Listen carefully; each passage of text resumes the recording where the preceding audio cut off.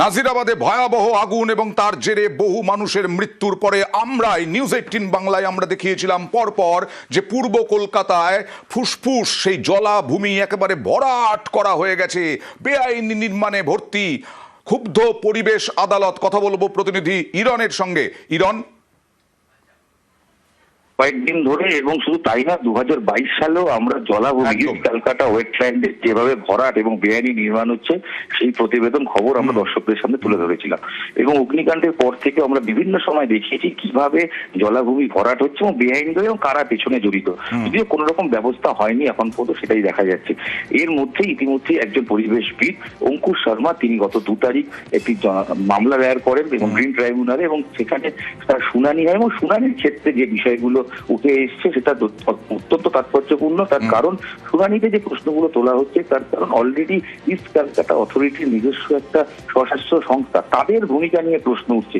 কারণ তারা কি করছে, তাদের কাজ হচ্ছে জলাভূমি রক্ষা করা। কিন্তু দেখা যাচ্ছে স্যাটেলাইট ইমেজে 2011 পর থেকে 2025 যত দিন যাচ্ছে নতুন নতুন করে ওখানে গোডাউন হচ্ছে, বেআইনি গোডাউন বাড়ি তৈরি হচ্ছে। তো এই ভূমিকা নিয়ে প্রশ্ন তোলার পাশাপাশি আরো যে সংশ্লিষ্ট দপ্তর সেইগুলো ভূমিকা নিয়ে প্রশ্ন তুলেছে।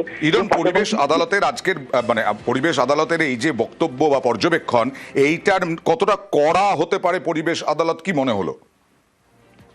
পরিবেশ আদালতের তরফ থেকে 1 মাসের মধ্যে সমস্ত সংশ্লিষ্ট দপ্তরকে তাদেরকে জবাবদিহি করতে বলা হয়েছে। কারা রয়েছে তার মধ্যে রয়েছে বিদ্যুৎ দপ্তর, তার মধ্যে রয়েছে পরিবেশ দপ্তর, তার মধ্যে ভূমি এবং ভূমি সংস্কার দপ্তর। এবং মূল যে প্রশ্ন, যেখানে বেআইনি নির্মাণ করাটাই বেআইনি, সেখানে স্থায়ী রাস্তা হচ্ছে, বিদ্যুৎ চলে আসছে, আগুন নেভানোর জিনিসপত্র সেগুলো ইউজ হচ্ছে, অর্থাৎ এগুলো তো উইদাউট পারমিশনে হচ্ছে, না হলে উইথ পারমিশনে হচ্ছে। তো যদি উইথ পারমিশন হয় তাহলে কি করে সম্ভব, যেখানে নির্মাণই হওয়া সম্ভব নয় সেখানে তারা কি করে করছেন? এবং বিশেষ করে এই অথরিটি যারা দায়িত্বে আছেন তাদের ভূমিকা নিয়ে কিন্তু যথেষ্ট প্রশ্ন। তারা এফআইআর 2021 পর থেকে বন্ধ করে দিয়েছেন। তারা কোনোভাবেই নিজেরা স্বতঃস্ফূর্ত ভাবে এই বিষয়ে তারা জলাভূমি আটকানোর চেষ্টাও করছেন না। তাই এই আর 1 মাসের মধ্যে রিপোর্ট তলব, 1 মাসের মধ্যে কি রিপোর্ট পাওয়া যায় দেখবো আমরা। আর মামলাকারী কি বলছেন দেখুন।